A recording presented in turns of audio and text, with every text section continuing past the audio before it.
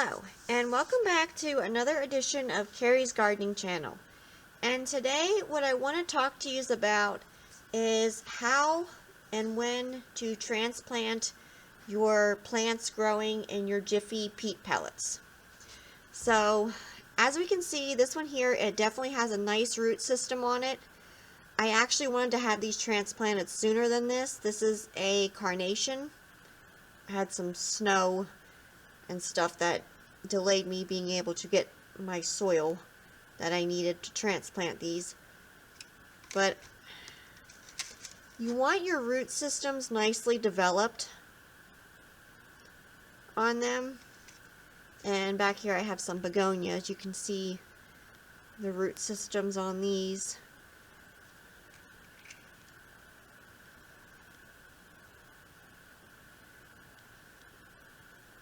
So we are going to actually be transplanting these, and I'm going to show you how I transplant them. So I'm going to be transplanting the begonias here. I've been transplanting a bunch of begonias here, and so that's what I'm going to be using as my example. The carnations are going to get transplanted later on today. They're going to go in a bigger container, so just for the video I'm going to be showing the begonias because it's all the same. If you plant your tomato plants, your pepper plants, egg plants, you know, whatever you plant in these Jiffy peat pellets, this same method will work. So, cauliflower, I definitely plant cauliflower in Jiffy peat pellets because cauliflower is one that does not like to be transplanted. So it doesn't like to have its roots disturbed.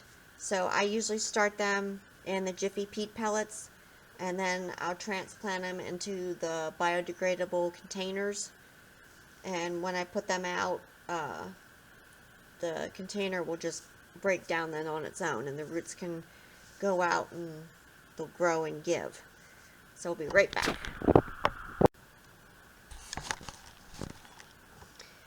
Okay, so we're back, and I have my little container here, and I've already had it labeled what it is, and I put the date on it when I transplanted it. And you can use the plastic markers, but I don't have enough of those to do that with. So the soil that I'm using here is Miracle-Gro. It's just the Miracle-Gro potting mix. You may use whatever mix you choose to plant your stuff in. I'm just using Miracle-Gro for this right here. And it's nice and warm. It's room temperature. There's no frozen stuff in it, and it's dry. So that's going to be better for us. You don't want your soil to be wet when you're doing this because it's probably not going to work the best for you. So I actually keep my soil bags in a garage, and it heats up in there and it keeps it nice and dry. So I'm just filling this up in here, and I'm tapping the container down so that it settles our soil for us. And I have my little seedling here, and you can see the roots and stuff coming out of it. So we're just going to kind of nestle this in here.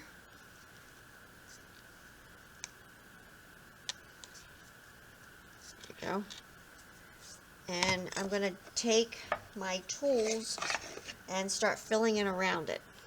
So I'll bring this up closer to the light for you. And I'm just going to start filling in around it. Now I don't want to go over the peat pellet as I'm filling the soil in. And you really don't want any leaves touching the soil because that's an invite for diseases and fungals to attack the leaf. So we don't want to do that. If you do like your tomato plants or something, and you're going to have a leaf that's going to be touching the soil, take that leaf off, because you're asking for trouble if you don't. On these right here, I'm just going to kind of pull the leaves up a little bit without breaking them.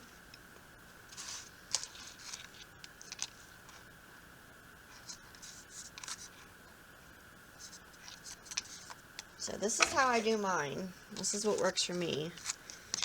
So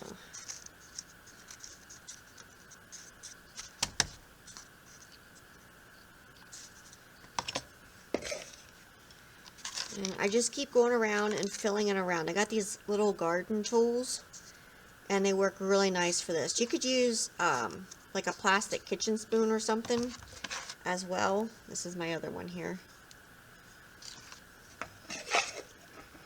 Or whatever will work for you.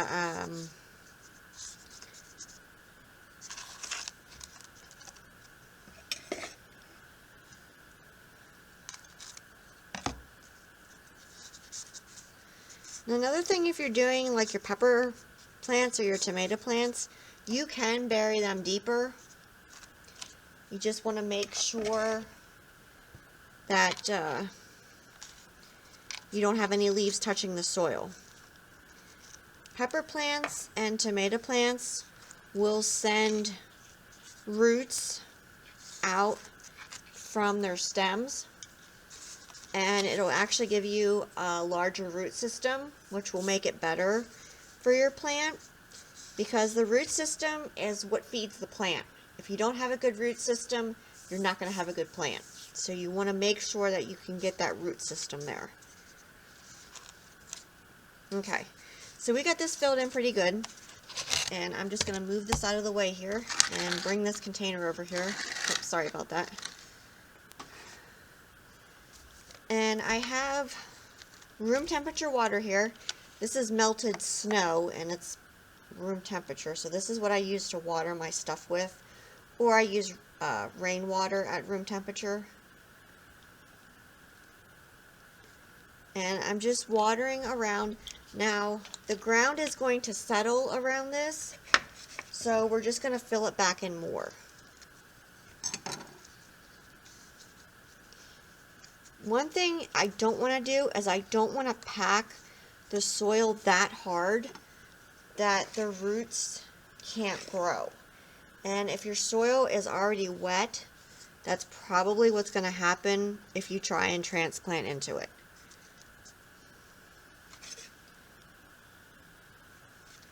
At least that's what I've noticed.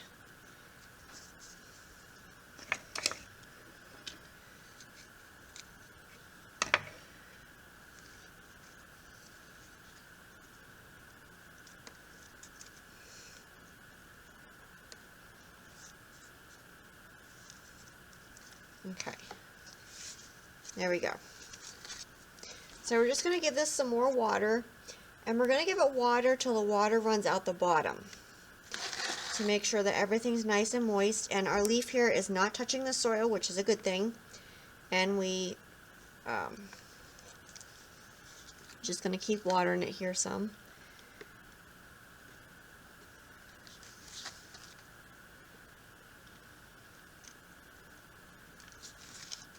Now on your tomatoes and your peppers, if you want to get the better root system out of them, definitely, go over the top of your peat pellet with your soil that you're transplanting it with.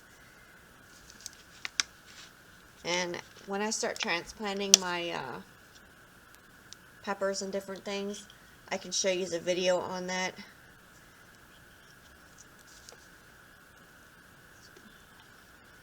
Just gonna keep adding water here.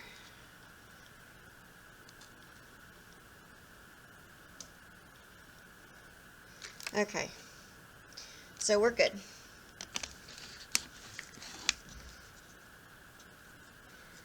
And that is how I transplant my Jiffy peat pellets. So if you like my video, please like, comment, subscribe. If you have any questions, you can leave them below, and I will try and answer them for you.